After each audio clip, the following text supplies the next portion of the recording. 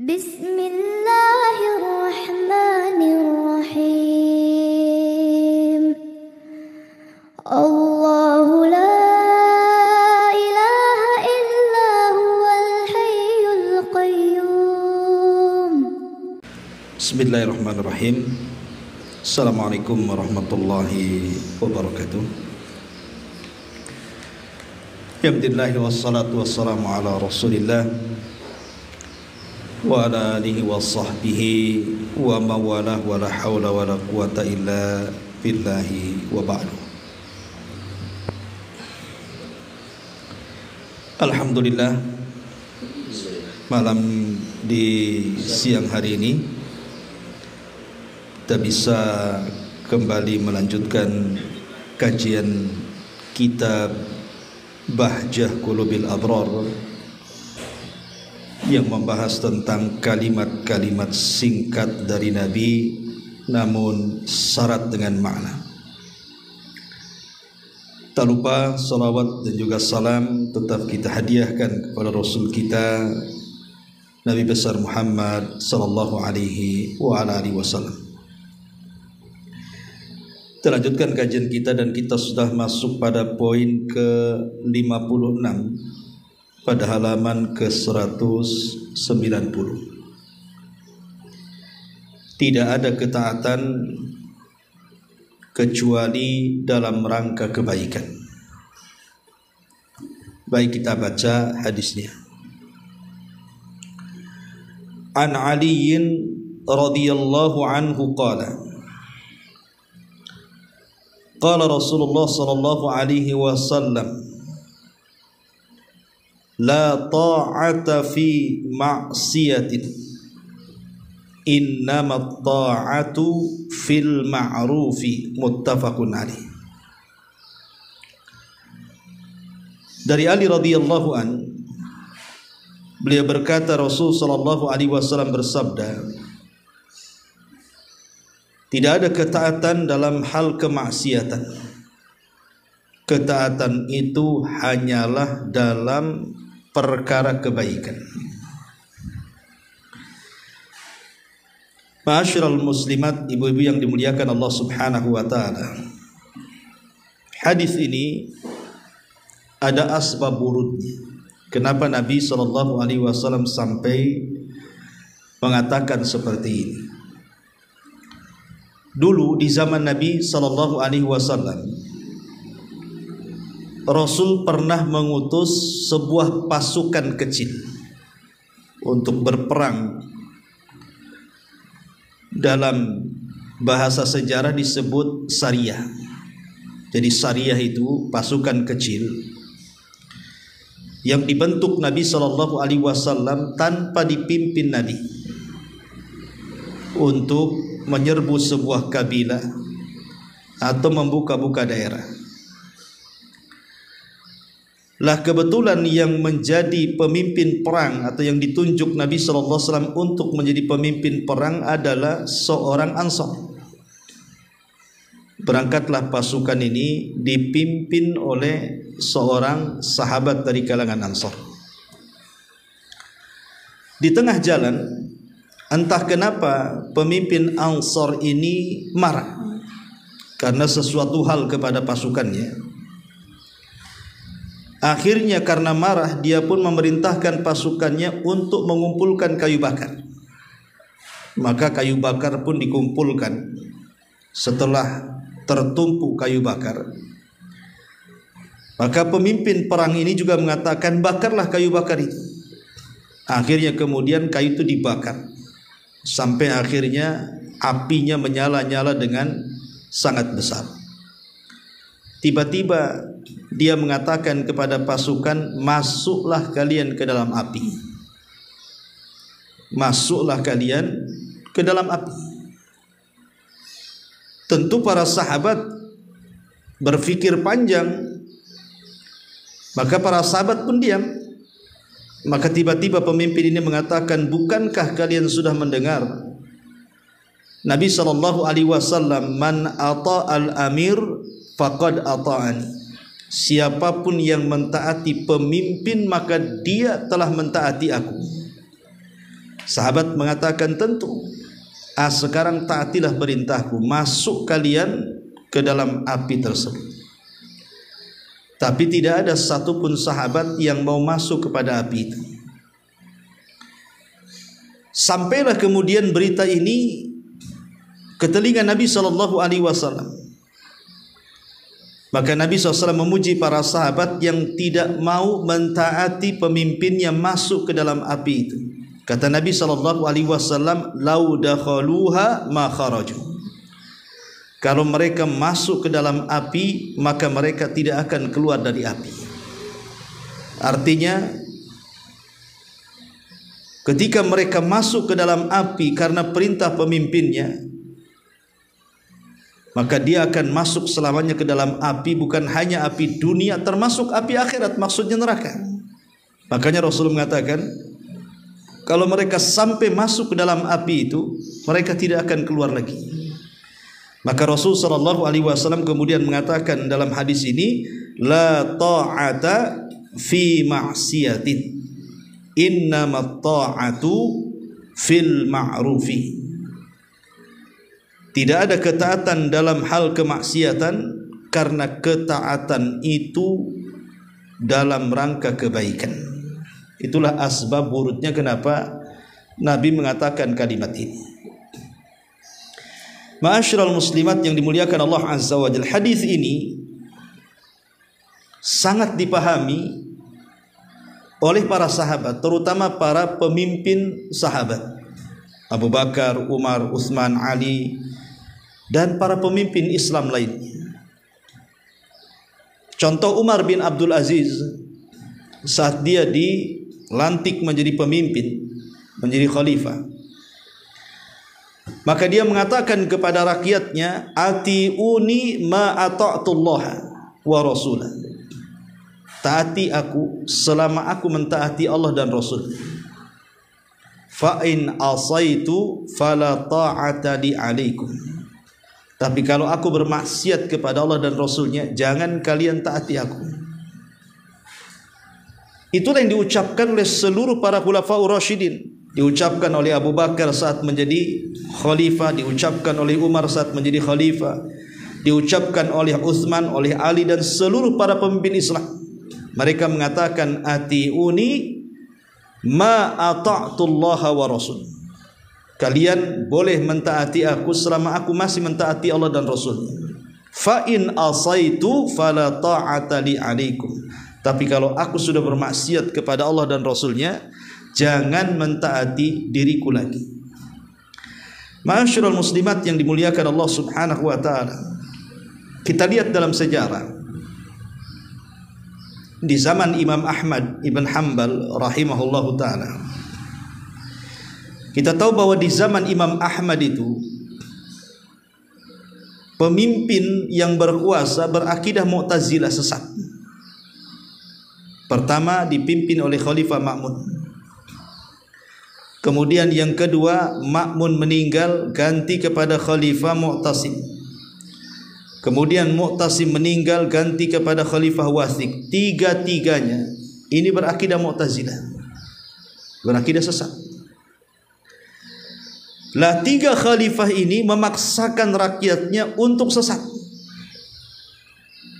Mereka dipaksa agar mengatakan Al-Quran makhluk, bukan kalam Allah. Tentu para ulama mereka berontak. Tidak ada yang mau satupun dari ulama ahli sunnah wal jamaah di zaman itu yang mau mengatakan Al-Quran makhluk. Sebab kalau seandainya mereka mengatakan Al-Quran makhluk, maka ini kalimat kufur. Lah pembangkangan para ulama termasuk Imam Ahmad terhadap tiga khalifah ini, tidak mau mengatakan apa yang mereka diperintahkan, karena Imam Ahmad dan ulama-ulama sezamannya paham bahwa ketaatan kepada pemimpin itu dalam perkara yang baik. Kalau dalam perkara maksiat tidak boleh ditaati, walaupun jiwa mereka harus melayang. Makanya banyak para ulama di zaman Imam Ahmad yang meninggal dunia, disiksa, dipenjara karena tidak mengikuti fatwa pemerintahnya. Tapi begitulah para ulama mengajarkan kepada kita, tidak ada ketaatan dalam rangka bermaksiat. Ketaatan itu hanya dalam rangka kebaikan. Ma'asyiral muslimat yang dimuliakan Allah Azza wa Jalla, hadis ini adalah hadis yang bisa kita jadikan kaedah dalam segala hal. Baik ketaatan kita kepada pemimpin, baik ketaatan kita kepada orang tua, baik ketaatan kita kepada pasangan, ibu kepada suami. Jadi hadis ini bisa menjadi kaedah bahwa kita harus taat kepada Allah, kita harus taat kepada pemimpin, kita harus taat kepada orang tua, kita harus taat kepada pasangan. Tetapi tentu selain Allah Subhanahu wa taala bisa salah bisa benar. Selain Allah Subhanahu wa taala itu bisa salah bisa benar. Terkadang perintahnya sesuai dengan syariat, terkadang perintahnya tidak sesuai dengan syariat. Maka yang sesuai dengan syariat taati.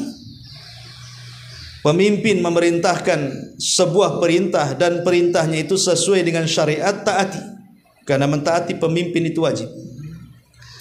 Orang tua memerintahkan sesuatu dan perintahnya tidak bertentangan dengan syariat, taati. Karena perintah orang tua itu wajib. Suami memerintahkan istrinya dengan perintah yang tidak ada maksiatnya dan itu sebuah kebaikan, taati. Karena perintah suami itu terkadang menjadi wajib bagi istri. Kecuali kalau seandainya pemimpin memerintahkan yang maksiat, orang tua memerintahkan kemaksiatan, ataupun kemudian suami memerintahkan kemaksiatan, maka berlakulah hadis ini, la ta'ata fi ma'siyatin, innama ta'atu fil ma'ruf. Tidak ada ketaatan dalam kemaksiatan, ketaatan itu hanya dalam kebaikan saja. Taib, bagaimana kalau seandainya ada dua perkara dalam satu waktu? Satu perkara sunnah, satu perkara wajib. Contoh, di satu sisi ibu sedang melaksanakan puasa sunnah, anggaplah puasa Syawal, atau puasa Senin Kamis, atau puasa Daud, atau puasa Ayyamul Bid. Di sisi lain, suami tidak kerja, ada di rumah, dan suaminya meminta agar ibu membatalkan puasa dan melayani dia. Ini sama-sama perintah Allah, sama-sama perintah kan? Satu perintah Allah tapi sunnah, agar kita melaksanakan puasa. Satunya juga perintah Allah agar ibu mentaati suami dan itu hukumnya wajib. Maka dalam posisi seperti ini kan ibu harus memilih. Maka ulama mengatakan ibu harus membatalkan puasa sunnah dan harus melayani suami. Karena bagaimanapun perintah suami itu lebih wajib dibandingkan ibu melaksanakan puasa sunnah. Karena ada hadis yang mengatakan seorang wanita tidak boleh puasa sunnah ketika suaminya hadir kecuali dengan izinnya. Begitu juga umpamanya ibu sedang sholat sunnah. Ibu sedang sholat sunnah, sedang sholat rawatib, duha, witir, tahajud, atau apalah ya sholat sunnahnya. Tiba-tiba orang tua memanggil, entah menyuruh apa begitu ya. Maka sebaiknya ibu membatalkan sholat sunnahnya dan temui panggilan orang tua. Karena ini terjadi di zaman Bani Israel. Ma'ruf ya Bu ya, kisah yang pernah saya ceritakan, kisah Jurej. Jurej ini sedang sholat sunnah. Dipanggil ibunya, ya Jurej, ya Jurej, dan itu. Tapi Jurej tak mau membatalkan sholatnya. Justru dalam hatinya dia mengatakan, ya Allah, kalau ku batalkan sholatku, berarti aku durhaka kepadamu. Kalau ku tidak membatalkan sholatku, aku durhaka dengan orang tuaku. Akhirnya dia memilih untuk melanjutkan sholat. Padahal Sebenarnya yang benar dia membatalkan sholat karena dia melaksanakan sholat sunnah bukan wajib. Lah, kalau seandainya ada dua perintah seperti ini, maka utamakan yang wajib, kemudian tinggalkan yang sunnah. Ma'asyiral muslimat yang dimuliakan Allah Azza wa Jalla, umpamanya ada orang tua menyuruh anaknya untuk menceraikan istrinya. Umpamanya ibu punya anak laki-laki yang sudah menikah. Ibu tidak suka dengan menantu ibu tuh. Kemudian ibu ngomong sama anak laki-laki ibu, ceraikan tuh istrimu tuh, aku nggak suka. Boleh nggak seorang anak laki-laki menceraikan istrinya karena perintah orang tuanya? Bukankah anak laki-laki itu haknya lebih kepada orang tua dibandingkan kepada anak istrinya?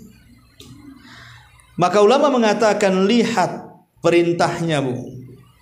Kalau seandainya memang istrinya itu solehah, istrinya taat, istrinya baik, tiba-tiba kemudian orang tuanya memerintahkan anak laki-lakinya untuk menceraikan, maka kewajiban anak laki-laki jangan mentaati perintah orang tuanya. Tapi kalau memang istrinya jahat, istrinya zalim, istrinya tidak beradab, istrinya tidak berakhlak, istrinya bersuka bermaksiat, kemudian juga orang tua laki-lakinya memandang kemaslahatan anaknya, maka kalau seperti ini boleh kita mentaati orang tua, kita ceraikan istri kita. Jadi lihat maslahat dan mafsadahnya, ya. Ma'asyiral muslimat yang dimuliakan Allah Subhanahu wa taala, sedikit bicara tentang ketaatan seputar keluarga. Kita tahu bahwa seorang istri wajib mentaati suami. Seorang istri itu wajib mentaati suaminya. Berdasarkan hadis Nabi sallallahu alaihi wasallam, "Lau kuntu amiran ahadan an yasjuda li ahadin la amartul mar'ata an tasjuda li zawjiha li idhami haqqiha." Seandainya aku perintahkan seseorang untuk sujud kepada orang lain, tentu aku perintahkan wanita untuk sujud kepada suaminya karena besarnya hak suami. Tetapi walaupun demikian bu, walaupun ketaatan ibu kepada suami itu sebuah kewajiban, tetap di sini harus diikat dengan kalimat al-ma'ruf, bahwa ketaatan kepada suami itu dalam perkara kebaikan, bukan dalam perkara kemaksiatan. Kalau seandainya suami menyuruh istrinya membuka hijab, dibuka? Tidak boleh dibuka, karena perintahnya maksiat.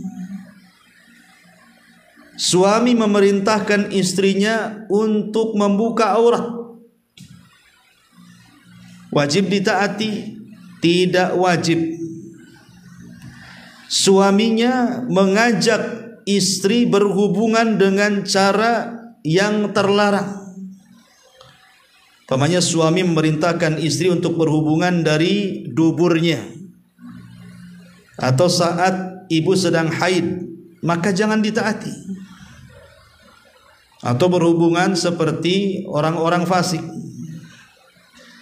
Atau umpamanya suami memerintahkan istrinya supaya istrinya durhaka kepada orang tuanya, jangan ditaati karena durhaka itu kemaksiatan. Atau mungkin suami menyuruh istrinya untuk bermaksiat, disuruh membeli khamar, disuruh untuk membeli nomor togel, disuruh untuk menzalimi tetangganya, jangan ditaati karena ketaatan itu hanya ada pada kebaikan. Atau istrinya disuruh untuk menggugurkan yang wajib, ibu sedang mengqadha puasa Ramadan, kan wajib Bu, disuruh dibatalkan, jangan mau, karena puasa yang ibu lakukan puasa wajib, bukan puasa sunnah. Atau ibu sedang sholat 5 waktu, diganggu, disuruh batal, jangan mau, karena itu perkara yang wajib. Tidak boleh disamakan perintah Allah dengan perintah suami. Jadi hal-hal yang kemudian tidak sesuai dengan syariat, maka berlaku hadis ini, la ta'ata fi ma'siyatin, innama ta'atu fil ma'ruf. Tidak ada ketaatan dalam kemaksiatan. Ketaatan itu pada perkara yang baik, pada perkara yang baik. Contoh umpamanya suami melarang ibu keluar rumah, tiba-tiba ibu keluar rumah, itu ibu kurang ajar namanya. Kenapa? Karena seorang wanita itu memang tabiatnya di rumah. Sudah benar ucapan suami, supaya tidak bergaul dengan tetangganya, akhirnya jatuh kepada ghibah, gitu ya. Tidak bergaul dengan wanita-wanita di luar sehingga akhirnya salah pergaulan, ya. Maka kalau perintahnya di atas ketaatan, ibu wajib kemudian untuk melaksanakannya, ya. Suami mengajak ibu untuk berhubungan, kemudian ibu menolaknya, maka ibu berdosa. Makanya Rasul mengatakan, idza da'a ar-rajulu imra'atahu ila firashihi fa'abat la'anathal malaikah hatta tusbih. Apabila suami mengajak berhubungan istrinya, tiba-tiba istrinya menolak, maka malaikat akan melaknat sampai subuh. Jadi kalau perintahnya ketaatan, wajib dilaksanakan, tidak boleh dikhianati. Suami mengatakan, jangan memasukkan orang ke rumah, jangan memasukkan siapapun ke rumahnya, maka ibu tidak boleh masukkan siapapun kecuali dengan izin suami, ya. Nggak boleh memasukkan, pamannya ada tukang ibu COD, gitu ya kan, tukang paket datang, ya cukup di pagar saja, nggak boleh dimasukkan ke dalam rumah, karena suami melarang. Itu harus ditaati, bukan dalam perkara ketaatan namanya, ya. Jadi kalau memang yang diperintahkan itu sebuah ketaatan, maka ibu wajib mentaatinya.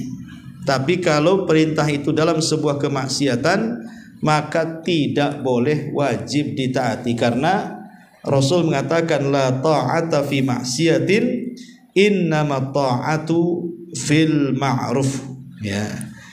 Inilah diantara hadis yang singkat namun luar biasa kandungan maknanya, tentang tidak ada ketaatan kecuali dalam kebaikan. Baik, untuk lebih jelasnya ibu bisa baca syarahnya sendiri dari nama Allah Subhanahu wa taala, Asy-Syahid Ar-Raqib, yang maha menyaksikan dan yang maha mengawasi. Kenapa disebut oleh pengarang dua nama Allah sekaligus, Asy-Syahid dan Ar-Raqib? Karena sebagian para ulama mengatakan makna Asy-Syahid adalah Ar-Raqib. Jadi makna yang maha menyaksikan artinya juga maha mengawasi.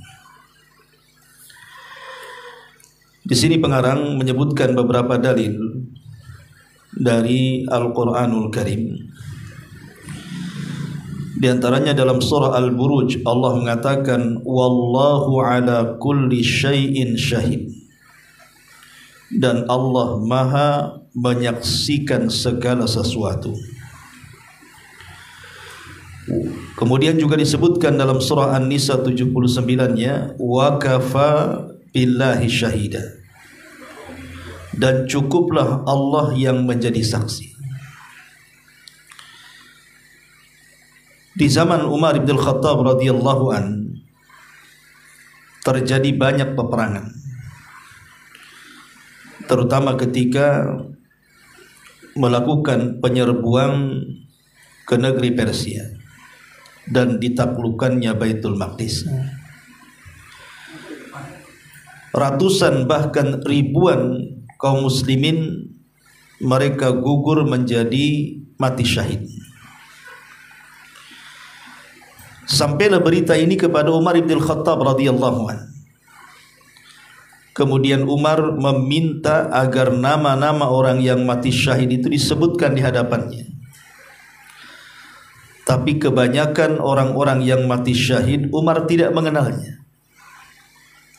Jadi satu persatu orang yang meninggal dalam peperangan itu disebutkan di hadapan Umar.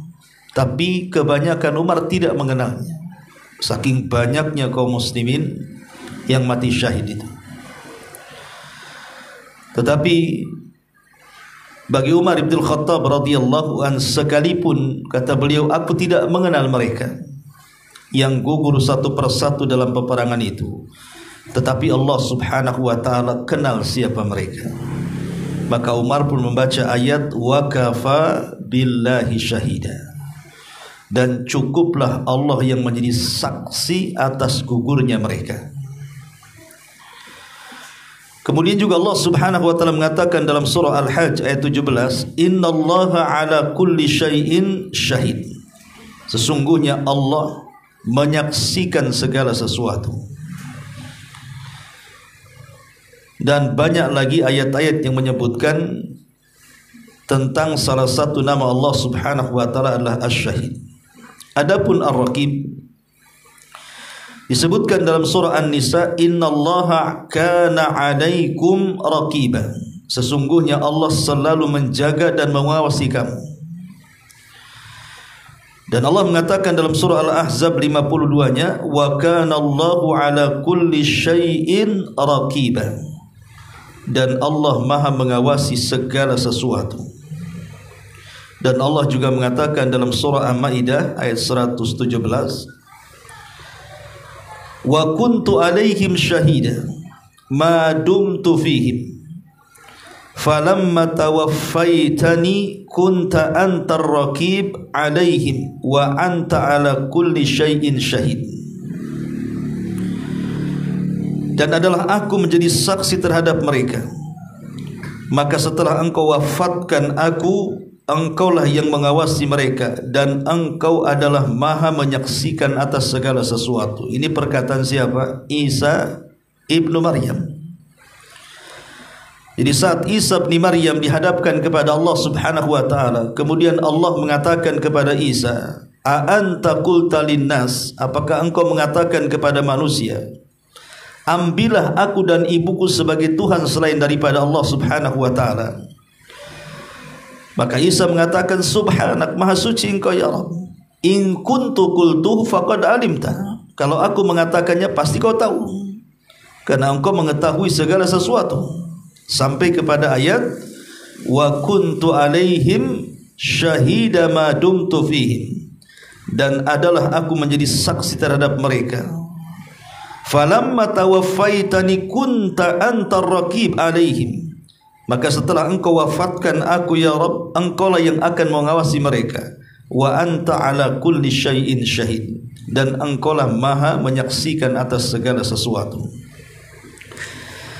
Ma'asyiral muslimin yang dimuliakan Allah subhanahu wa ta'ala, kita tahu bahwa kalimat syahid secara bahasa itu artinya menyaksikan. Jadi orang yang menyaksikan sebuah kejadian itu disebut syahid. Berarti orang itu menyaksikan dan hadir di tempat kejadian. Itu secara bahasa. Tetapi secara istilah berbeda. Makanya kita lihat orang yang meninggal dalam peperangan disebut syahid karena mereka hadir dalam peperangan dan menyaksikan peperangan dan gugur di peperangan, maka disebut syahid karena mereka menyaksikan dan hadir di situ. Tetapi secara istilah ada yang mengatakan bahwa makna syahid itu adalah al-alim, zat yang maha mengetahui. Kalau pengetahuan Allah subhanahu wa ta'ala secara mutlak, maka disebut alim. Allah itu mengetahui segalanya. Tapi kalau seandainya dikatakan Allah itu mengetahui bawatin al-umur, sesuatu yang tersembunyi, maka disebut al-khabir. Tapi Allah subhanahu wa ta'ala kalau mengetahui sesuatu yang tampak, maka disebut syahid. Ada sebagian ulama yang memerinci seperti itu. Tetapi para ulama banyak yang mengatakan bahwa syahid adalah sesuatu ya'lam mengetahui sesuatu yang gaib bagi kita.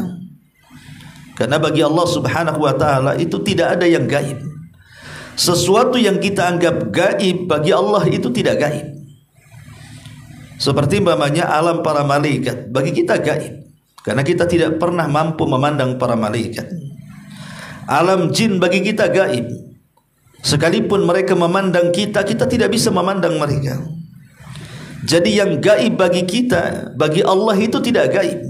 Itu makna syahid. Ketika antum bicara kepada saya tidak bisa menerka apakah pembicaraan yang antum lontarkan di lisan antum itu sesuai dengan hati yang tersembunyi dalam dada antum. Saya tidak mengetahui apakah ada kesesuaian. Bisa saja mungkin hatinya bermaksud baik, tetapi lisannya saja manis. Ya. Kita ini hanya bisa berhukum dengan hukum zahir saja, karena kita tidak pernah mengetahui isi hati manusia. Lah sesuatu yang gaib bagi kita, Allah tidak gaib. Allah mengetahui isi kandungan hati kita sebelum kita mengucapkan, Allah sudah tahu. Ya, karena Allah adalah asy-syahid. Allah itu menyaksikan segala sesuatu yang menurut kita gaib, menurut Allah tidak gaib. Ma'asyiral muslimin yang dimuliakan Allah subhanahu wa ta'ala, baik di sini pengarang ketika menyebutkan tentang syahid, beliau juga memberikan definisi, di antaranya adalah makna syahid adalah yang melihat segala sesuatu. Tidak tersembunyi bagi Allah sesuatu apapun. Dia mendengar semua suara yang lirih maupun yang jelas. Dia melihat segala yang ada, yang lembut maupun yang kasar, yang kecil maupun yang besar. Ilmunya meliputi segala sesuatu dan dia menyaksikan perbuatan baik dan jelek para hambanya. Lihat di sini, sedemikian detailnya nama Allah Asy-Syahid. Kata beliau, dia melihat segala sesuatu yang tersembunyi bagi kita. Bagi Allah subhanahu wa ta'ala tidak ada yang tersembunyi. Kemudian dia mendengar semua suara yang lirih maupun yang jelas. Kalau kita terkadang hanya mendengar yang jelas-jelas saja. Terkadang ada orang yang ngomong di hadapan kita, terkadang kalau telinga kita agak budak, kadang-kadang kita tanya, bisa diulang nggak? Tadi ngomong apa kamu? Padahal orangnya dekat tuh. Ya. Tapi bagi Allah subhanahu wa ta'ala, dia mendengar semua suara yang lirih maupun yang jelas. Seperti yang terjadi ketika seorang wanita mengadu karena diceraikan suaminya kepada Nabi SAW. Kemudian dia meminta kepada Rasul untuk rujuk. Ketika suaminya mengatakan, anti ka dhahri ummi, engkau itu seperti punggung ibuku. Maka dia mengadu kepada Rasul. Kata Rasul, kalimat itu menurut ala jahiliyah adalah kalimat cerai, karena ketika itu belum ada syariat dihar. Wanita ini sedih karena tidak bisa rujuk lagi kepada suaminya, karena Rasul sudah mengatakan itu kalimat cerai dalam bahasa jahiliyah. Setiap hari wanita ini mengadu kepada Rasul untuk rujuk. Sampai pada waktunya ketika wanita ini datang menghadap Rasul, di situ ada Aisyah radhiyallahu anha berdekatan duduknya. Tiba-tiba Allah subhanahu wa ta'ala tulikan Aisyah tidak mendengar apa percakapan Rasul dengan wanita itu. Menunjukkan bahwa terkadang pendengaran kita ini terbatas. Ada kalanya kita tidak bisa mendengar. Tetapi pendengaran Allah subhanahu wa ta'ala tidak terbatas. Dan itu bagian daripada makna syahid. Dia mendengar semua suara yang lirih maupun yang jelas. Bahkan dia melihat segala yang ada, yang lembut maupun yang kasar, yang kecil maupun yang besar. Ilmunya meliputi segala sesuatu dan dia menyaksikan perbuatan baik dan buruk seluruh hamba-hambanya. Itu makna syahid juga menurut pengarang di sini. Adapun ar-raqib, kata beliau, maknanya adalah yang melihat apa yang dirahasiakan di dada-dada manusia, serta yang mengawasi apa yang dilakukan oleh setiap jiwa. Dialah yang menjaga semua makhluk, memperjalankan dengan sebaik-baiknya ketentuan dan peraturan. Dia mengawasi apa yang bisa dilihat dan penglihatannya yang tidak ada satu apapun tersembunyi baginya, serta mengawasi ucapan makhluk dengan pendengarannya yang meliputi segala sesuatu, dan dia mengawasi semua makhluk dengan ilmunya yang meliputi segala sesuatu. Ya, hampir mirip-mirip saja makna ar-raqib dengan kalimat asy-syahid. Ma'asyiral muslimin wal muslimat rahimakumullah. Di zaman Nabi sallallahu alaihi wasallam atau di zaman para sahabat Nabi sallallahu alaihi wasallam, ada kisah dari Abdullah ibn Umar radhiyallahu anhuma. Jadi satu hari Abdullah ibn Umar sedang jalan-jalan di padang pasir. Kemudian marra bira'il ghanam. Tiba-tiba Ibnu Umar ini melintasi seorang laki-laki penggembala kambing. Faqala, maka Ibnu Umar mengatakan, ya ra'il ghanam, wahai sang penggembala kambing. Dia mengatakan, apakah ada satu kambing dari kambing-kambing yang kau gembala itu yang akan kau jual kepadaku? Maka tiba-tiba kemudian sang perawat kambing ini, penggembala kambing ini mengatakan, aku tidak memiliki satu kambingku, aku hanya disuruh untuk menjaganya saja. Aku ini bekerja di sini, ini bukan kambing-kambingku. Maka Ibnu Umar mengatakan, enggak apa-apa, jualah satu kepadaku. Bilang saja kepada majikanmu, akalaha dhi'bu, ada serigala yang memakannya. Kan majikanmu tidak tahu. Farafa'a ra'i ra'sahu ila sama. Tiba-tiba penggembala kambing ini menengadahkan kepalanya ke langit. Kemudian mengisyaratkan tangannya ke langit dan mengatakan, ya fulan, maksudnya wahai Ibnu Umar, fa'ain Allah. Lalu di mana Allah Subhanahu wa taala? Di mana Allah? Fabaka Ibnu Umar, maka Ibnu Umar pun kemudian menangis, padahal dia sedang menguji saja, menguji penggembala kambing di sini. Lah ketika kemudian perkataan penggembala kambing di hadapan Umar, fa'ain Allah, lalu di mana Allah? Mungkin aku bisa saja berdusta kepadamu bahwa salah satu kambing. Untuk apa tenda-tenda? Ibunya mengatakan, wahai, lihat bagaimana wanita ini. Dan itulah yang disebut menjauh dari takut. Karena amalan kita ini tentang tema merasa aman dari makar Allah Subhanahu wa taala dan putus asa dari rahmat Allah Subhanahu wa taala.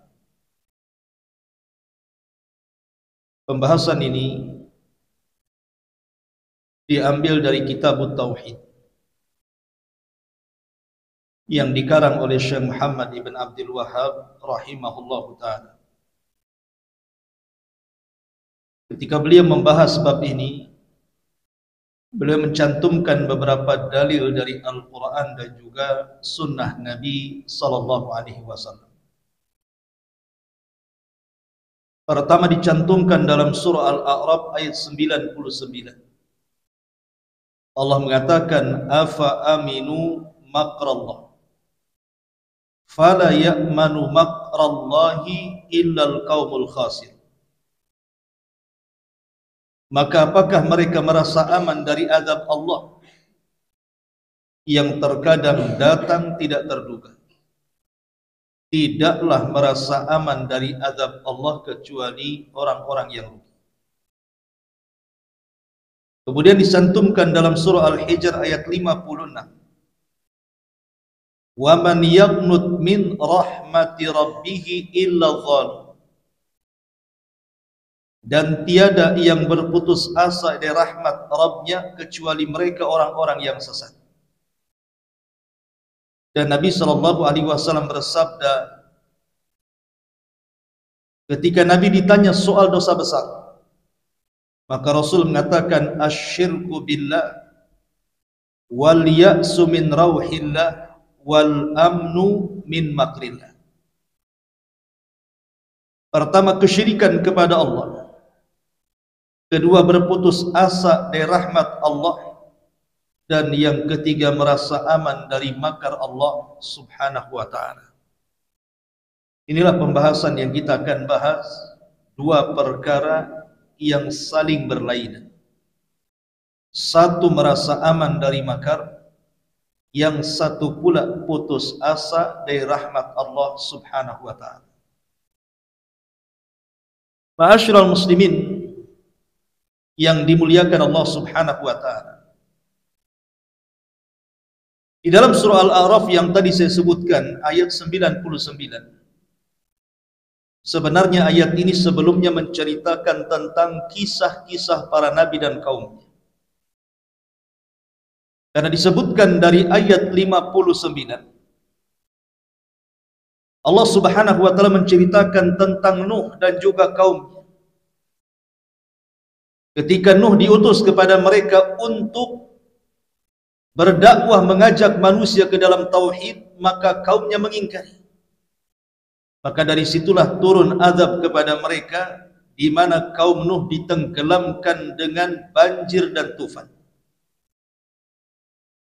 Kemudian dalam ayat 65-nya Allah subhanahu wa ta'ala menceritakan kaum 'Ad yang diutus kepada mereka Nabi Allah Hud. Sama tugasnya mengajak kaumnya untuk mentauhidkan Allah. Tetapi kaumnya mengingkari Hud, akhirnya mereka pun diazab dengan cara disedot angin ke langit selama 7 malam 8 hari. Kemudian mereka pun dihempaskan kembali ke bumi, sehingga tidak ada jiwa kecuali diwafatkan oleh Allah subhanahu wa ta'ala karena azab mereka. Kemudian juga disebutkan dalam ayat ke-80-nya menceritakan tentang kisah Nabi Saleh, di mana Nabi Saleh dikirim kepada kaum Tsamud, sama mentauhidkan Allah subhanahu wa ta'ala, tapi kaumnya mengingkari Nabi Saleh. Maka pun mereka diazab oleh Allah subhanahu wa ta'ala dengan dikirim gempa yang luar biasa, sehingga mereka tidak ada yang hidup kecuali mati di rumah-rumah mereka. Kemudian setelahnya di ayat berikutnya bercerita tentang kaum Lut. Kemudian juga bagaimana Allah mengazab kaum Lut dengan dihujani batu. Kemudian setelahnya bicara tentang Nabiullah Syu'aib yang dikirim kepada Madian, tapi kaum Madian pun mengingkari dakwahnya Nabi Syu'aib. Maka dikirim Jibril untuk berteriak sekali teriakan dan cukup menghancurkan kaum Madian. Baru setelah itu Allah subhanahu wa ta'ala mengingatkan kepada kita semuanya, di mana Allah mengatakan, afa amina ahlul qura an ya'tiyahum ba'suna bayatan wa hum naim. Awa amina ahlul qura an ya'tiyahum ba'suna dhuhaw wa hum yal'abun. Afa aminu makrallahi fala ya'manu makrallahi illal qaumul khasir. Apakah penduduk negeri itu merasa aman dari siksa kami yang datang terkadang di malam hari sedangkan mereka sedang tidur? Ataukah penduduk negeri itu merasa aman dari siksa kami yang terkadang datang di pagi hari sementara mereka sedang bermain? Apakah mereka merasa aman dari siksa kami yang datang tidak terduga? Tidaklah mereka merasa aman dari siksa Allah kecuali mereka orang-orang yang rugi. Perhatikan 3 ayat ini. Allah subhanahu wa ta'ala setelah menceritakan tentang kisah azab kaum-kaum sebelum kita, Kemudian Allah ingatkan, jangan pernah merasa aman dari azab Allah Subhanahu wa taala. Karena azab Allah Subhanahu wa taala kalau sudah Allah kirim, terkadang datang tidak terduga. Kita lihat bencana yang terjadi di negeri kita saja. Itu kalau tidak terjadi di malam hari, di pagi hari. Saat mereka sedang tertidur, datang gempa. Saat mereka sedang tertidur, datang tsunami. Saat mereka sedang tertidur, datang angin puting beliung. Atau sementara mereka sedang sibuk dengan dunia, tiba-tiba datang banjir yang kemudian melantakkan bangunan, bahkan memakan jiwa. Itu kita bisa saksikan negeri kita. Sebenarnya kalau kita memahami tentang kondisi di sekitar kita, ketika azab Allah datang sekonyong-konyong kepada kita, harusnya dari sini tertanam, jangan pernah merasa aman dari makar Allah Subhanahu wa taala. Ma'asyiral muslimin yang dimuliakan Allah Subhanahu wa taala. Makanya seorang mukmin, mereka harus beramal saleh dalam kondisi takut kepada Allah Azza wa Jalla. Disebutkan oleh seorang alim bernama Hasan Al-Basri rahimahullahu taala, al-mu'min ya'malu bi ta'ati wa huwa musyfiqun wajilun khaif. Seorang mukmin itu mengerjakan ketaatan dalam keadaan dia harus merasa khawatir dan takut. Wal fajir ya'malu bil ma'asi wa huwa amin. Sementara orang fajir mengerjakan kemaksiatan dalam keadaan ia merasa aman dari azab Allah Subhanahu wa taala. Jadi ketika orang fajir, orang jahat, orang fasik merasa aman di atas kemaksiatannya, harusnya seorang mukmin ketika melaksanakan ketaatan tetap dalam hatinya harus ada perasaan takut. Takut kalau amalannya tidak diterima oleh Allah Subhanahu wa taala. Ma'asyiral muslimin yang dimuliakan Allah Subhanahu wa taala. Makanya Abdullah ibn Mas'ud radhiyallahu anhu pernah mengatakan, innal mu'min yara dhunubahu ka'annahu qa'idun tahta jabalin yakhafu an yaqa' alaihi. Seorang mukmin itu kalau melihat dosa, maka laksana dia duduk di bawah gunung yang mau hancur. Gunung ini mau meledak. Seorang mukmin duduk di bawah gunung yang hendak hancur itu. Tentu pasti seorang mukmin akan lari dari gunung yang hancur itu, karena takut terkena runtuhannya atau terkena laharnya atau larvanya.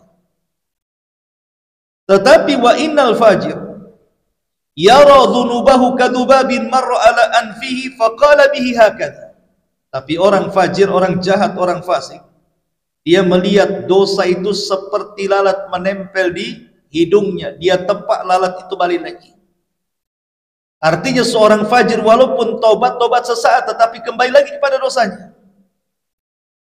Nah, inilah yang harus dipahami tentang seorang mukmin, jangan sampai lalai dan jangan sampai kemudian merasa aman dari makar Allah Subhanahu wa taala. Lalu seperti apa gambaran orang yang merasa aman dari makar Allah? Inilah yang kita akan bahas. Seperti apa orang yang merasa aman dari makar Allah? Disebutkan oleh Syekh Muhammad bin Abdul Aziz, beliau mengatakan, makrullahi huwa istidrajul asi bin ni'am. Ingat bahwa makar Allah adalah istidraj. Makar Allah adalah istidraj bagi pelaku maksiat dengan memberikan berbagai macam nikmat kepadanya. Jadi kalau Allah Subhanahu wa taala membiarkan seorang hamba di atas kemaksiatannya, ketahuilah bahwa ini adalah makar Allah. Jangan merasa terlena kalau diberikan kenikmatan kok Allah tidak memberikan ujian kepadanya. Karena begini, ikhwatu fillah muliakan Allah Subhanahu wa taala, kita tahu bahwa sunnah manusia, sunnatullah 'alan nas. Jadi sunnahnya Allah kepada manusia adalah setiap makhluk pasti akan Allah uji. Kita ini tidak lepas daripada ujian Allah Subhanahu wa ta'ala. Entah ujian itu dari diri kita sendiri, mungkin kesehatan kita diuji, atau mungkin diuji dari harta. Mungkin ekonomi kita tidak lancar-lancar saja, atau banyak kesulitan di dalamnya. Atau diuji kepada keluarga, mungkin anaknya bermasalah, rumah tangganya berantakan. Atau diuji dengan orang-orang sekitar kita, bermasalah dengan tetangganya, dengan rekan bisnisnya, dan begitu seterusnya. Itu sudah sunnatullah. Manusia tidak lepas dari ujian ini. Tetapi ada juga sebagian manusia itu terkadang oleh Allah Subhanahu wa ta'ala tidak banyak diuji, padahal dia tidak beribadah kepada Allah. Boleh jadi mungkin usahanya lancar-lancar saja, padahal tidak sholat, padahal tidak puasa Ramadan, padahal dia bakhil, tidak pernah zakat, padahal dia tidak mau berangkat haji ataupun umrah. Bahkan mereka pun bermaksiat kepada Allah. Mungkin sebagian mereka berzina, sebagian mereka berjudi, sebagian mereka minum khamar, sebagian mereka berdusta, zalim, dan yang semacamnya. Tapi dibiarkan oleh Allah Subhanahu wa ta'ala. Ma'asyiral muslimin yang dimuliakan Allah Azza wa Jalla, harus kita paham bahwa kalau seandainya Allah Subhanahu wa ta'ala memberikan ujian kepada kita, entah dengan sakit, entah dengan ekonomi, entah dengan orang-orang yang menzalimi kita, ketahuilah terkadang itu tanda sayangnya Allah kepada kita. Jadi tandanya Allah sayang kepada kita itu salah satunya dengan memberikan ujian. Makanya Nabi SAW mengatakan, innallaha idza ahabba 'abdan ibtalahu. Allah itu kalau suka dengan seorang hamba, pasti Allah uji itu hamba itu. Tetapi kalau seandainya kemudian nikmat melimpah kepada kita, sementara kita ahli maksiat, bahkan tidak pernah ibadah, justru kita harus takut. Jangan-jangan Allah Subhanahu wa ta'ala sudah mencabut rahmat kita. Kok saya tidak sholat, tapi kok usaha saya lancar-lancar saja. Saya tidak pernah zakat, tidak pernah sedekah kok. Tapi kenapa kemudian usaha saya dipermudah oleh Allah Subhanahu wa ta'ala? Saya sehat-sehat, tidak sakit, saya pun kuat, usia saya dipanjangkan, padahal jauh dari Allah. Harusnya yang seperti ini takut kepada Allah. Jangan-jangan Allah sudah mencabut rahmatnya, karena Allah tidak memberikan ujian kepada kita. Masalahnya terkadang kita yang diuji cemburu kepada yang tidak diuji, itu masalahnya. Makanya kita diuji oleh Allah kesehatan, kita memandang orang yang sehat, kenapa si anu sehat, kenapa saya sakit? Kemudian dia memandang orang-orang yang lancar jaya usahanya, kita pula gulung-gulung tikar, kita menganggap enak kali lah orang itu ya. Enggak sholat tapi usahanya lancar, buka cabang di mana-mana. Kok si anu itu begini dan begitu, pangkat jabatannya melesat, padahal jauh dari Allah. Sementara saya terus sujud, sholat, ini, itu, dan lain sebagainya dari ibadah. Kok tidak pernah malah di PHK pula saya umpamanya. Ma'asyiral muslimin yang dimuliakan Allah Azza wa Jalla, paradigma seperti ini pernah ada pada kaumnya Qarun. Ketika Allah Subhanahu wa ta'ala menceritakan dalam surah Al-Qasas 79, fa kharaja ala qaumihi fi zinatihi, maka keluarlah Qarun kepada kaumnya dengan kemegahannya. Qala alladhina yuriduna al-hayata ad-dunya laita lana mithla ma utiya Qarun innahu ladzu haddin 'adzim. Maka orang-orang yang menghendaki kehidupan dunia berkata, moga-moga kiranya kita mempunyai seperti apa yang telah diberikan kepada Qarun. Sesungguhnya ia benar-benar mempunyai keberuntungan yang sangat besar. Jadi ada sebagian manusia yang diuji oleh Allah justru cemburu kepada orang yang tidak diuji. Padahal harusnya orang-orang yang diberikan ujian oleh Allah itu berbahagia. Boleh jadi dengan ujian ini Allah sedang merontokkan dosa-dosa kita. Boleh jadi dengan ujian ini Allah Subhanahu wa ta'ala sedang menabung pahala-pahala kita, atau mengangkat derajat-derajat kita. Kita kan tidak tahu. Karena di antara tanda manusia yang dicintai Allah itu ketika banyak ujiannya. Ma'asyiral muslimin yang dimuliakan Allah Subhanahu wa ta'ala, pertanyaan pun muncul. Kenapa ada sebagian orang itu mereka berada di atas kemaksiatan, merasa aman dari azab Allah Subhanahu wa taala, tapi Allah tak kunjung juga memberikan azab kepada mereka. Umpamanya ada orang-orang yang biasa melakukan riba, ataupun mungkin dia korupsi sampai triliunan, kok hidupnya tenang-tenang saja. Ataupun mungkin dia ahli maksiat, zinahnya iya, maboknya iya, judinya iya, tapi kok sehat-sehat saja, dipanjangkan umurnya. Kenapa Allah tidak memberikan cash kepada mereka di dunia? Sementara ada yang sudah hijrah umpamanya, ketika kemudian dia pun mulai dekat dengan Allah, mulai melaksanakan sholat 5 waktu, mulai ngaji, mulai duduk di majelis ilmu, mulai diseretkan rizkinya, mulai kemudian diberikan penyakitnya, dan begitu seterusnya. Pertanyaannya, kenapa Allah membiarkan manusia tidak diazab padahal mereka ahli maksiat? Ini masalahnya. Kenapa? Ini kan harus dijawab nih. Sebagian para ulama mengatakan memberikan alasan dengan 5 perkara. 1, boleh jadi Allah menangguhkan tidak mengazab orang-orang yang seperti ini, sengaja Allah ulur-ulur diberikan kesempatan untuk bertobat. Dan itu salah satu kasih sayang Allah Subhanahu wa taala. Bertobat enggak orang ini? Kalau seandainya dia tidak bertobat kepada Allah Subhanahu wa taala sampai akhir hidupnya, maka jangan salahkan Allah, maka dia akan mendapatkan penyesalan di akhir kehidupannya. Boleh jadi setelah kematiannya dia mengatakan, hatta idza jaa ahadahumul mautu qala rabbirji'uni la'alli a'malu salihan fima tarak. Ketika kematian datang kepada mereka, mereka akan mengatakan, ya Allah, kembalikan aku ke dunia supaya aku bisa beramal saleh yang dulu aku tinggalkan. Ada orang-orang yang kelak penyesalannya setelah kematiannya. Tetapi apakah kemudian penyesalannya bermanfaat? Tidak. Penyesalan setelah kematian itu tidak ada gunanya. Makanya ketika orang-orang kafir diazab di neraka, mereka pun menjerit-jerit, kemudian mereka meminta agar dikembalikan ke dunia. Apa kata Allah? Awalam nu'ammirkum ma yatadzakkaru fihi man tadzakkara. Dulu di dunia kupanjangkan umurmu, kemanakan umurmu tuh? Jadi Allah salahkan. Jadi boleh jadi alasannya kenapa Allah membiarkan manusia tidak diazab padahal mereka di atas kemaksiatan. Pertama, Allah berikan tangguhan, tobat atau tidak. Kalau mereka bertobat, bersyukur. Tapi kalau mereka tidak bertobat, maka ingat bahwa tipu daya Allah itu sangat pedih sekali.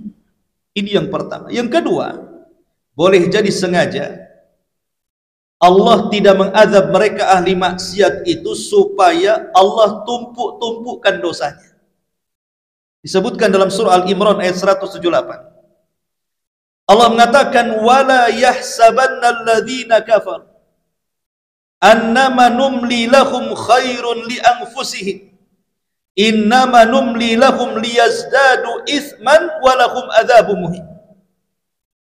Dan janganlah sekali-kali orang-orang kafir itu menyangka bahwa pemberian tangguhan kami kepada mereka itu lebih baik bagi mereka. Sesungguhnya kami memberi tangguhan kepada mereka hanyalah supaya bertambah-tambah dosa mereka, dan bagi mereka azab yang akan menghinakan kelak setelah kematian. Jadi terkadang Allah Subhanahu wa taala membiarkan manusia tidak diazab padahal mereka di atas kemaksiatan.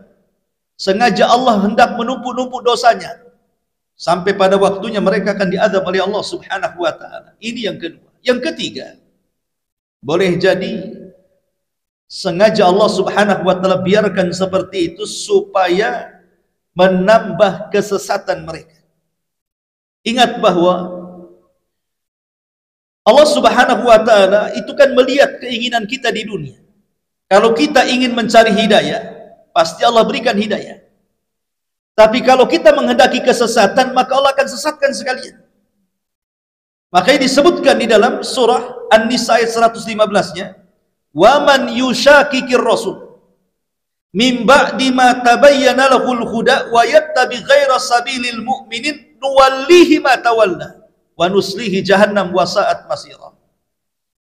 Sesiapa yang menentang Rasul setelah jelas kebenaran baginya dan mengikuti jalan selain jalan orang-orang yang beriman, kami biarkan ia leluasa terhadap kesesatan yang telah dikuasakan kepadanya, dan kami masukkan ia ke dalam jahannam, dan jahannam adalah seburuk-buruk tempat. Lihat, Allah mengatakan nuwallihi ma tawalla, kami akan sesatkan kemana dia sesat.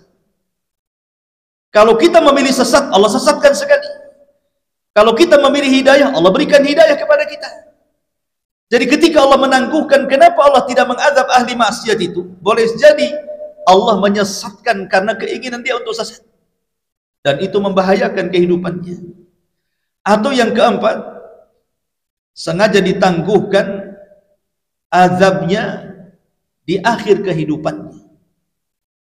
Terkadang di waktu muda dia berhura-hura bermaksiat kepada Allah Azza wa Jalla, merasa aman dari makar Allah. Tetapi ingat, terkadang di masa tuanya Allah berikan azab kepada mereka. Diberikan sakit luar biasa, bertahun-tahun tidak sembuh, terkadang koma tidak mati-mati.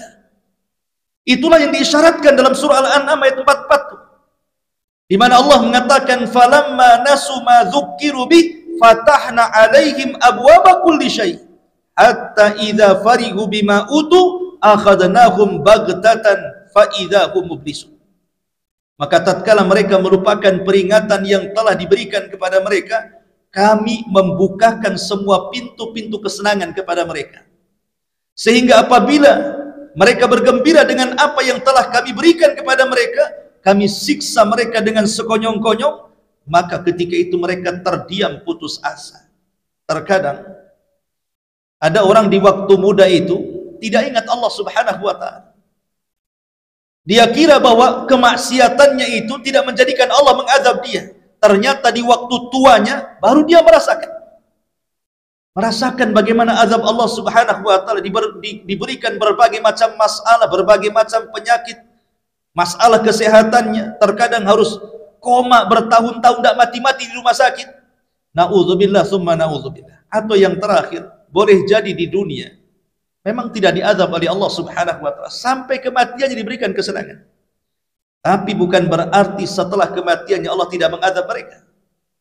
Bukankah Allah yang mengatakan dalam surah Al-Imran 180 tadi, wala yahsabanna alladhina yabkhaluna bima atahumullahu min fadli huwa khairan lahum bal huwa syarrul lahum, kata Allah. Sekali-kali janganlah orang-orang yang bakhil dengan harta yang Allah berikan kepada mereka dari karunia-Nya menyangka bahwa kebakhilan itu baik bagi mereka. Sesungguhnya kebakhilan itu buruk untuk mereka. Kemudian Allah mengatakan sayutawwaquna ma bakhilu bihi yaumal qiyamah.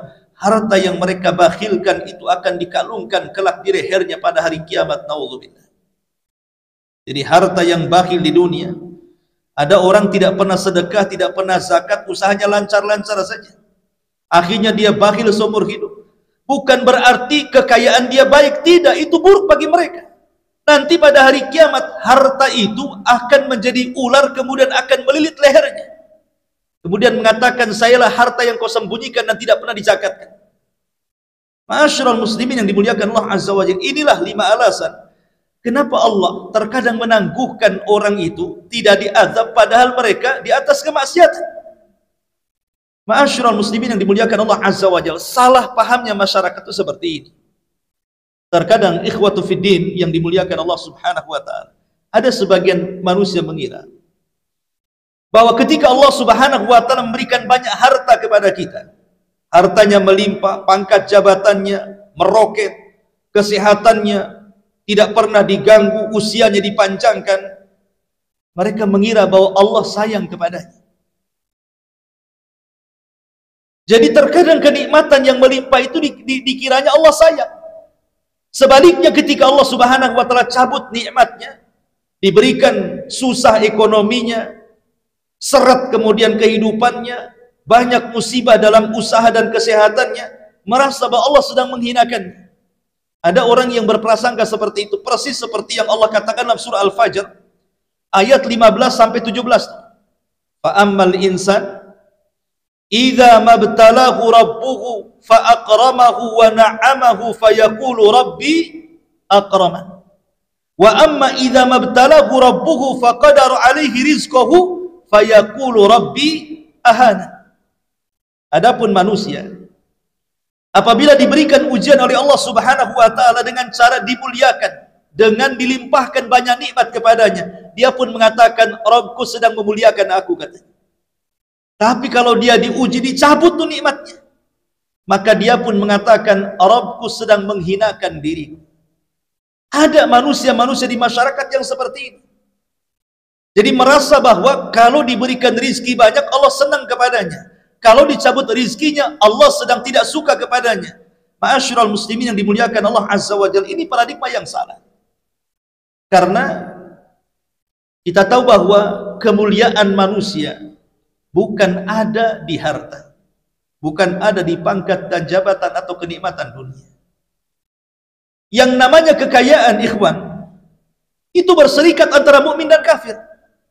Qarun kaya, kemudian Nabi Sulaiman juga kaya, Abu Jahal juga kaya, Abu Bakar Siddiq juga kaya. Artinya kekayaan itu berserikat antara mukmin dan kafir. Kalau kekayaan berserikat antara mukmin dan kafir, orang kafir terkadang lebih kaya dibandingkan orang yang beriman. Lalu apa keistimewaan kekayaan dalam Islam itu? Tidak ada. Kemuliaan dalam Islam itu bukan dilihat dari kekayaan. Kalau memang kaya itu dimuliakan, kenapa Qarun diadab? Kenapa Qarun ditenggelamkan? Kenapa Namrud dibinasakan? Islam itu tidak memandang kekayaan dari itu, kemuliaan dari itu, tetapi Islam itu memandang kemuliaan itu dari ketaatan dan ketakwaan kita kepada Allah Subhanahu wa taala. Lihat Bilal. Bilal tidak punya nasab, bentuknya juga hitam legam, dia bukan orang ganteng. Tetapi ketika dia masuk Islam dan menjadi orang saleh, Allah muliakan Bilal, bahkan namanya disebut-sebut sampai hari ini, bahkan sampai kiamat dibangkitkan. Setiap muadzin disebut Bilal walaupun namanya bukan si Bilal, karena Allah muliakan. Bahkan manusia yang paling mulia siapa? Rasulullah. Sebelum Rasul menikah dengan Khadijah, Rasul itu orang miskin. Kerjanya penggembala kambing kepada orang-orang kaya di Mekah dengan upah yang sangat sedikit sekali. Baru setelah Rasul menikah dengan Khadijah, barulah kemudian ekonominya meningkat dan menjadi seorang tujar, seorang pembisnis hebat. Disitulah kenal dengan Abu Bakar, kenal dengan Utsman, kenal dengan para pembisnis Mekah. Tapi setelah hijrahnya Nabi SAW dari Mekah ke Madinah, Rasul miskin lagi. Bahkan Aisyah radhiyallahu anha mengatakan, selama kami hijrah dari Mekah ke Madinah, di Madinah ini pernah 1 bulan lewat, kemudian 2 bulan lewat, 3 bulan lewat, dapur-dapur kami tidak mengepul asap. Maknanya Nabi SAW tidak pernah makan enak, kecuali kata Aisyah radhiyallahu anha, kami hanya memakan al-aswadan. Aswadan itu kurma kering dan air putih saja. Itu manusia yang paling mulia, Nabi SAW. Bahkan para sahabat kebanyakan mereka miskin. Apakah kemudian ketika mereka miskin Allah tidak sayang dengan mereka? Tidak. Karena barometer Allah sayang atau tidak bukan karena kaya atau miskin, tapi Allah Subhanahu wa taala mengatakan inna akramakum indallahi atqakum. Sesungguhnya orang yang paling mulia yang dicintai Allah adalah orang yang diberikan taufik untuk bertakwa kepada Allah Subhanahu wa taala. Itulah barometernya. Ma'asyiral muslimin yang dimuliakan Allah Subhanahu wa taala. Makanya Imam Ibnul Qayyim ketika memberikan catatan kepada surah Al-Fajr ayat 15 dan 17 mengatakan, laisa kullu man na'amtuhu wa wassa'tu alaihi rizqahu akunu qad akramtuhu wa laisa kullu man ibtalaitu wa dayyaqtu alaihi rizqahu akunu qad ahantuhu bal abtali hadza bin ni'ami wa ukrimu hadza bil ibtila'i. Kata Imam Ibnul Qayyim rahimahullahu taala, maksudnya adalah tidaklah setiap orang yang aku beri nikmat, kata Allah, dan kelapangan rizki berarti aku memuliakannya. Begitu juga tidaklah semua orang yang aku berikan cobaan dan aku sempitkan rizkinya, berarti aku menghinakannya. Bahkan aku menguji orang ini dengan nikmat, dan aku memuliakan orang ini dengan ujian. Nikmat itu, kata Allah Subhanahu wa ta'ala, adalah ujian. Tetapi cobaan itu adalah kemuliaan. Nikmat itu ujian, tapi cobaan itu kemuliaan. Kalau seandainya dulunya dia kaya diuji fakir, kekayaan itu ujian dari Allah. Sanggup dia memikulnya atau tidak? Karena kekayaan itu sirutubian masalahnya. Rahasia bejaknya orang itu karena kaya. Qarun, dulunya orang miskin. Tetapi setelah diberikan kekayaan oleh Allah Subhanahu wa ta'ala, jadi kufur. Bahkan menentang Nabi Musa. Sehingga Allah katakan, kalla innal insana la yatgha an ra'ahu istaghna. Sekali-kali manusia terkadang melampaui batas ketika Allah luaskan rizkinya. Jadi kekayaan itu terkadang menjadi rahasia bejaknya orang. Tadinya orang baik, terkadang ketika diberikan kekayaan karena dia tidak sanggup memikulnya, jadi jahat dia. Kenapa jadi jahat? Karena namanya kaya itu ada fasilitas untuk maksiat. Ingin mabok ada uang, ingin berzina ada uang, ingin mendolimi orang tinggal bayar preman, kasih uang, dan begitu seterusnya. Tapi orang susah, apa kira-kira yang akan dilakukan orang susah? Dari sini kita tahu bahwa nikmat itu ujian, tapi ketika Allah berikan cobaan, cobaan itu bisa jadi sebuah kemuliaan dari Allah Subhanahu wa ta'ala. Karena begini, Nabi mengatakan, innallaha yu'ti dunya man yuhib wa ma la yuhib wa la yu'til imana illa man yuhib. Allah itu memberikan kenikmatan dunia kepada orang yang dicintainya dan kepada orang yang tidak dicintainya. Tetapi Allah tidak memberikan iman kecuali kepada orang yang dicintainya saja. Jadi kekayaan itu adalah pemberian Allah yang sifatnya bersyarikat. Baik orang ini dicintai atau tidak dicintai Allah, tetap Allah akan berikan kekayaan itu. Tapi iman itu tidak diberikan oleh Allah kecuali orang yang dicintainya saja.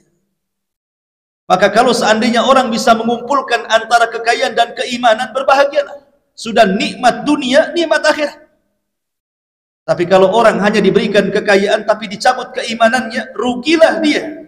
Walaupun di dunia dia merasa nikmat, kalau harus menjadi penghuni neraka, na'udzubillah. Makanya Rasul mengatakan nanti pada hari kiamat Allah akan mendatangkan seseorang yang ketika di dunia tidak pernah dia susah, hidupnya senang saja, tapi dia termasuk ahli nar, penduduk neraka. Ketika dihadapkan kepada Allah, orang ini dicelupkan satu kali ke neraka dengan 100 kali celupan saja. Setelah dicelupkan ke neraka sekali celupan, Allah tanya kepadanya, hal marra bika min adzabin, hal marra bika min ni'amin qa. Apakah masih teringat kenikmatanmu di dunia walaupun sedikit? Dia mengatakan, tidak ya Allah. Semua terhapus memorinya. Bayangkan, kita di dunia pernah kaya kemudian miskin. Kita masih terbayang saat kaya. Pamannya kita pernah kaya, tiba-tiba kemudian ekonomi kita diuji oleh Allah menjadi miskin, nyungsep. Tapi kan kita pernah bisa bercerita, oh dulu saya pernah kaya, punya rumah, punya mobil, punya tanah. Tidak mungkin kita lupa. Atau orang yang pernah mendapatkan pangkat jabatan, kemudian dia pensiun, pasti dia bisa bercerita di dunia kan. Tapi orang yang dicelupkan ke neraka satu kali, maka itu akan menghapus memori kenikmatan. Seolah-olah dia tidak pernah kaya, tidak pernah jadi pejabat, tidak pernah menjadi orang kaya, seolah-olah hilang kenikmatan itu. Itulah dahsyatnya neraka, menghapus memori. Ma'asyiral muslimin yang dimuliakan Allah Subhanahu wa ta'ala, maka dari sini jangan pernah kita itu merasa istidraj. Awas, jangan masuk kepada istidraj. Apa istidraj? Istidraj adalah diambil kata-kata daraja. Daraja itu artinya tangga. Kalau seseorang itu naik tangga, berarti setingkat, dua tingkat, nanti ada bordes lagi, naik lagi. Itulah arti daraj. Sementara secara istilah istidraj itu artinya ketika orang diberikan kenikmatan oleh Allah Subhanahu wa ta'ala, sementara dia tidak beribadah, dia rajin maksiat kepada Allah, tapi oleh Allah dibiarkan begitu saja. Justru kekayaannya makin kaya, usahanya makin lancar, kesehatannya makin bagus, umurnya makin panjang. Nah ini hati-hati. Karena ciri-ciri istidraj itu satu. Ini lihat, hati-hati. Ciri-ciri orang istidraj itu satu. Ketika semua keinginan dunianya dikabulkan Allah. Ingat nih, kalau semua keinginannya dikabulkan oleh Allah, hati-hati. Ingin rumah, diberi rumah. Ingin tanah, diberi tanah. Ingin jabatan, dikasih jabatan. Pokoknya keinginan dunianya dipenuhi semuanya. Kalau keinginan dunianya dipenuhi, lancar-lancar jaya saja. Tidak pernah ada rintangan dan halangan, kok lancar saja. Padahal dia jauh dari Allah. Tidak pernah sholat, tidak pernah ke masjid, tidak pernah ngaji. Tapi lancar-lancar saja. Hati-hati. Orang ini sedang istidraj, dibiarkan oleh Allah pada waktunya diazab oleh Allah. Yang kedua, atau dipanjangkan usianya. Badannya sehat-sehat saja, tidak ada pernah ada penyakit, padahal maboknya rajin, zinahnya iya, tapi tidak pernah tersentuh penyakit, zalimnya iya, dan begitu seterusnya. Tapi diberikan kesehatan saja, tidak pernah sakit-sakit. Ini istidraj. Kemudian yang ketiga, diberikan umur panjang.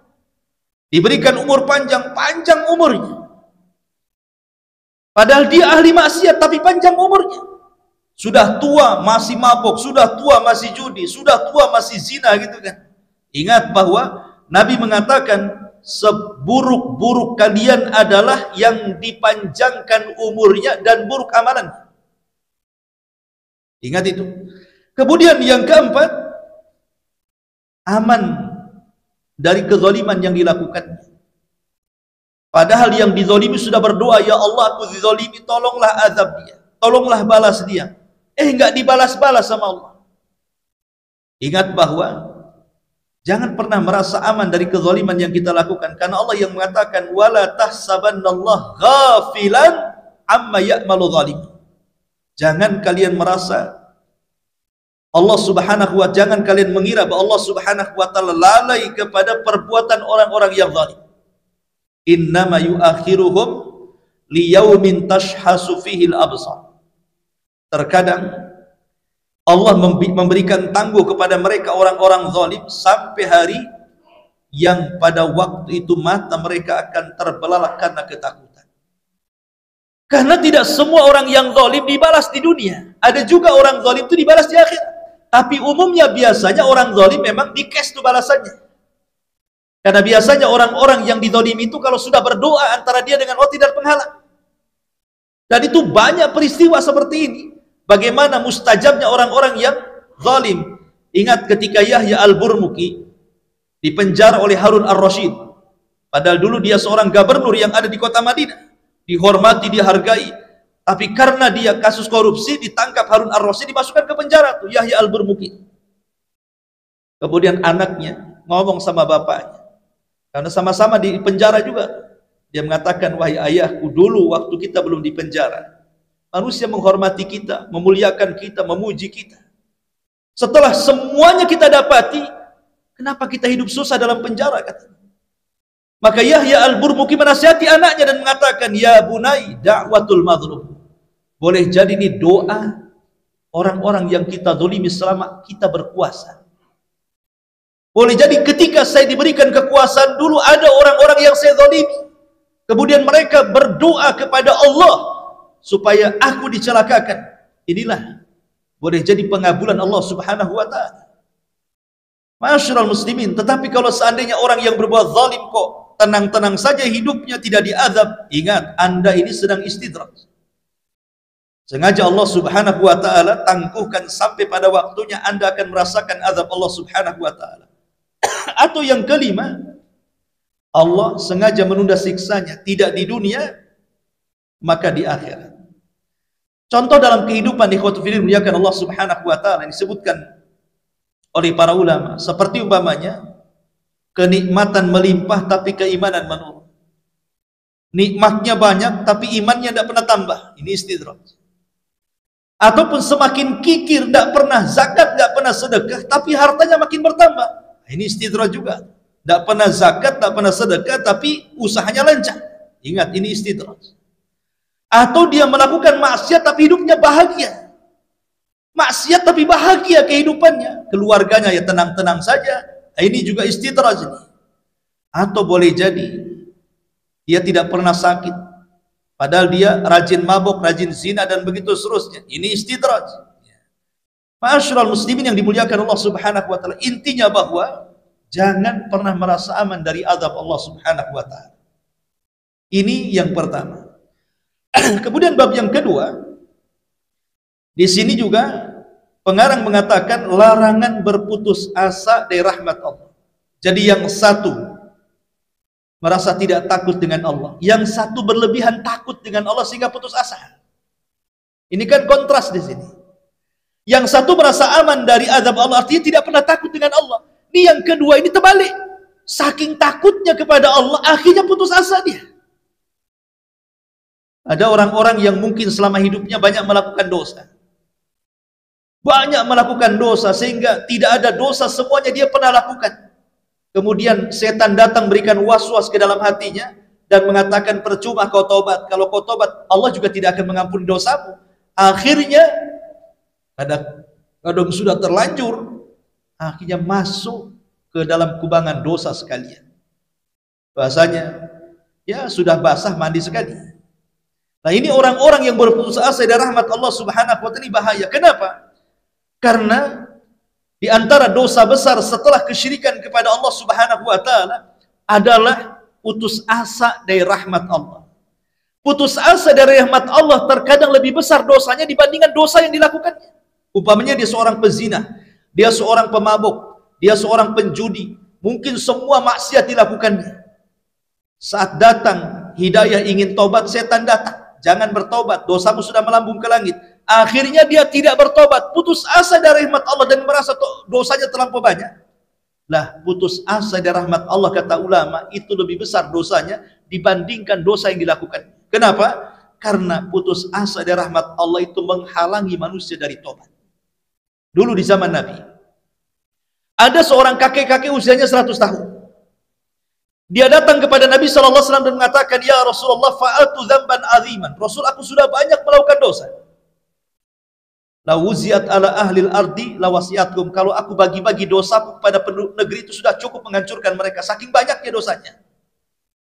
Karena dia orang kafir. Dia mengatakan kepada Rasul, ya Rasulullah, hal fi dinika minat taubah. Apakah dalam agama Islammu itu ada tobat orang sepertiku ini? Sudah 100 tahun aku melakukan dosa. Apakah dalam agamamu ada tobat untukku? Maka Nabi SAW ya mengatakan ya, ada tobat untukmu. Masuklah kau ke dalam Islam. Bersyahadatlah kepada Allah, asyhadu an la ilaha illallah, dan akuilah aku adalah utusan Allah. Maka dosa-dosamu akan diampuni. Tiba-tiba sang kakek ini mengatakan, asyhadu an la ilaha illallah wa annaka Rasulullah. Kata Rasul, Allahu Akbar. Allah sudah mengganti keburukanmu dengan kebaikan karena Islam itu menghancurkan dosa sebelum Islam. Ma'asyiral muslimin yang dimuliakan Allah Subhanahu wa taala, maka jangan pernah putus asa dari rahmat Allah. Sebesar apapun dosa kita, setinggi apapun dosa kita, sebanyak apapun dosa kita, kalau kita datang menghadap Allah Subhanahu wa taala tanpa menyekutukan Allah, pasti Allah akan ampuni dosa-dosa kita. Ingat dahulu di zaman Bani Israel, ada seseorang pembunuh yang membunuh 99 jiwa. Coba kalau kita punya tetangga pembunuh, mungkin kita katakan itu sadis sekali orang itu. Apalagi kalau membunuhnya sampai dimutilasi. Itu sadis sekali. Padahal yang dibunuh baru 1-2 orang. Ini orang ini membunuh 99 jiwa. Udah banyak tuh. Tetapi Allah berikan hidayah untuk tobat. Akhirnya dia datang kepada seorang rahib pendeta. Kemudian meminta fatwa dan mengatakan, wahai Pak Pendeta, saya sudah membunuh 99 jiwa. Apakah kira-kira kalau saya bertobat diampuni? Kata pendeta, enggak ada. Dosamu sudah melambung ke langit. Engkau tidak akan diampuni Allah, katanya. Marah. Jiwa pembunuhnya muncul, dibunuh pendeta itu. Plus jadi 100. 100 jiwa dia bunuh. Tapi dia tidak putus asa. Dia mencari lagi orang alim, ketemulah pendeta tapi lebih alim daripada yang pertama yang dibunuhnya. Kemudian kata sang alim ini mengatakan, ada, kau boleh bertobat, tapi tobatmu tidak di sini katanya. Tobatmu di sana. Di sana ada kampung semuanya orang soleh. Bergabunglah kau dengan orang-orang soleh di sana. Menunjukkan bahwa lingkungan baik itu memperbaiki. Berangkatlah orang yang sudah membunuh 100 jiwa ini. Di tengah jalan meninggal dia. Kehabisan bekal, kehausan, meninggal. Allah utus para malaikat. Pertama malaikat Adam. Kata malaikat azab, orang ini pantas masuk neraka karena sudah membunuh 100 jiwa. Tiba-tiba Allah utus lagi malaikat rahmat. Kata malaikat rahmat, orang ini tidak pantas masuk neraka, pantasnya masuk surga. Kenapa? Karena sudah ada keinginan tobat. Akhirnya berselisihlah antara malaikat azab dan rahmat ini. Kata